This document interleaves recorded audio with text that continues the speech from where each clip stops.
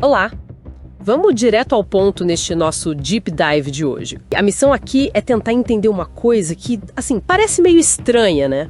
Servidores em cargos diferentes, técnicos e analistas, mas que na prática estão fazendo trabalhos cada vez mais parecidos. Só que o salário deles está cada vez mais diferente. Como assim? A gente vai dar uma olhada em como certas políticas de gestão, e principalmente as decisões sobre a remuneração, levaram a esse cenário. Temos resoluções do CNJ, o Conselho Nacional de Justiça, dados de lotação de vários tribunais, do MPU também, e até uns estudos mostrando a evolução dos salários. Bastante coisa para analisar. Beleza, então vamos. Vamos desempacotar isso. Por onde a gente começa? Talvez por como o trabalho deles ficou tão similar. Faz sentido? Faz total sentido. Acho que o ponto de partida é a tal da gestão por competências. Isso começou a ser implementado lá no PJU a partir de uma resolução do CNJ a 192 de 2014.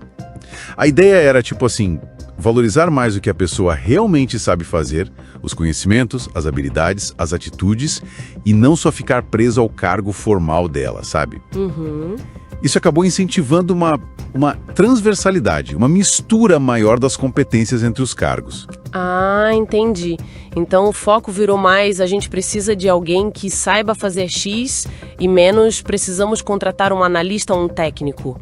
É isso? Exatamente. E tem outra resolução do CNJ, a 219 de 2016, que meio que reforçou isso na prática. Ela define como distribuir os servidores, mas focando na demanda de processos, usando as métricas como lotação paradigma, índice de produtividade, só que sem especificar, aqui precisa de X técnicos e Y analistas. O cálculo de produtividade, no fundo, trata a força de trabalho como se fosse homogênea. Todo mundo junto ali para dar conta do recado. E na prática isso acontece mesmo. Os dados confirmam essa mistura. Tipo, a gente vê técnicos e analistas fazendo as mesmas coisas. Com certeza. Os dados de transparência que a gente analisou são bem claros nisso.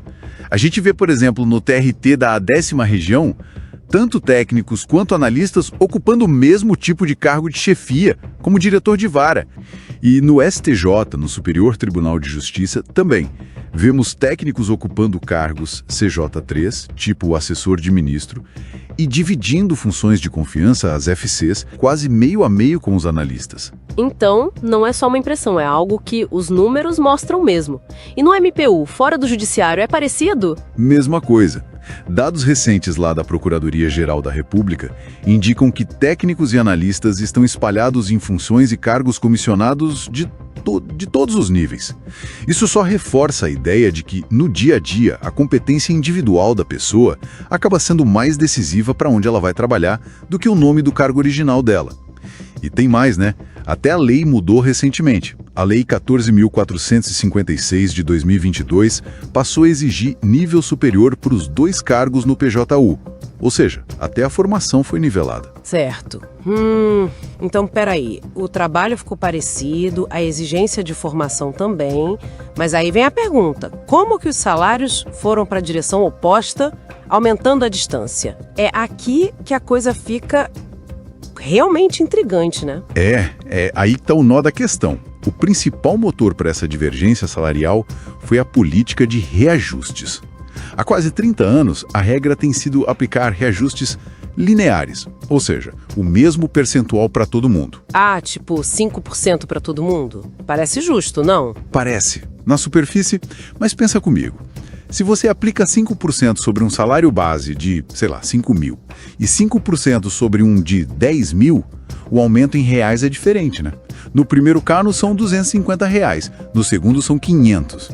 A cada reajuste desses, a diferença absoluta em reais entre os salários só aumenta. É matemática. Caramba, faz sentido. E essa diferença ao longo do tempo ficou muito grande. Ficou gritante. Para você ter uma ideia, a diferença salarial no final da carreira, que lá em 1996 era algo em torno de R$1.000, pulou para mais de R$8.700 em 2023. 8.700? Nossa! E tem um detalhe que é talvez o mais chocante. Hoje, um técnico que está no topo da carreira, com anos de serviço, ganha menos do que um analista que acabou de entrar no início da carreira dele. Peraí, como é que é? Um técnico experiente ganhando menos que um analista novato? Isso. Isso parece muito distorcido, considerando tudo que a gente falou sobre as funções serem parecidas. É uma distorção grande. Se a gente for analisar o chamado ganho real, que é o aumento que ficou acima da inflação, desde 1996, o cargo de analista teve uma valorização de quase R$ 4.000 a mais que o de técnico. Para a gente ter uma ideia, para restabelecer a mesma proporção de ganhos que existia lá em 1996, o salário final do técnico precisaria ter um acréscimo hoje de mais ou menos esse valor, R$ 3.840. Entendi. E tem especialistas apontando para esse problema? Sim, tem sim. Especialistas como a Regina Pacheco, por exemplo, argumentam que essa política de reajustes lineares acaba sacrificando o mérito e perpetuando desigualdades. Ignora a realidade do trabalho. Olha, até o próprio governo federal deu um sinal recente sobre isso. Uma portaria do Ministério da Gestão, a MGI 5127, agora de 2024, mencionou a necessidade de pensar em uniformizar remunerações para cargos que têm responsabilidades equivalentes. Parece que a ficha está começando a cair. E existe alguma questão legal aí, tipo constitucional? Existe um debate. A Constituição tem um artigo 39, parágrafo 1º, que diz que a remuneração deve ser baseada na complexidade e responsabilidade das atribuições. E também o princípio da isonomia material, do artigo 5º, que busca uma igualdade mais real, não só formal. É um dilema, então. Uma proposta que surge para tentar harmonizar isso seria em futuros reajustes, aplicar um índice geral para todo mundo, mas talvez adicionar um fator de correção específico para o cargo que foi historicamente prejudicado, como o de técnico, para diminuir essa distorção ao longo do tempo. Entendi. Então, para a gente amarrar as pontas, o que a gente tem é uma máquina pública buscando ser mais eficiente, né? Usando a gestão por competências, o que faz com que técnicos e analistas acabem atuando de forma bem parecida, quase intercambiável em tarefas complexas. Exato. E isso está amparado por normas de gestão, pelos dados de lotação e até pela jurisprudência que valida essa sobreposição de funções que a gente vê da prática. Mas, ao mesmo tempo, a política de reajustes salariais, com esses percentuais iguais para todos, criou um abismo salarial que só cresce, é matematicamente comprovado. E isso acaba desvalorizando um dos cargos em termos reais, né? Mesmo com a equiparação funcional e agora até de escolaridade. é uma política que parece, assim, desconectada da realidade do trabalho que está sendo feito ali na ponta. Exatamente. Fica então a reflexão, né? Como é que a gente concilia essa busca por eficiência, por usar as pessoas onde elas são mais competentes, independentemente do rótulo do cargo, como uma estrutura de salários que parece ignorar completamente essa realidade funcional? Que critérios, além da, sei lá, da inércia ou talvez do poder de barganha de cada categoria, deveriam guiar a valorização profissional no serviço público?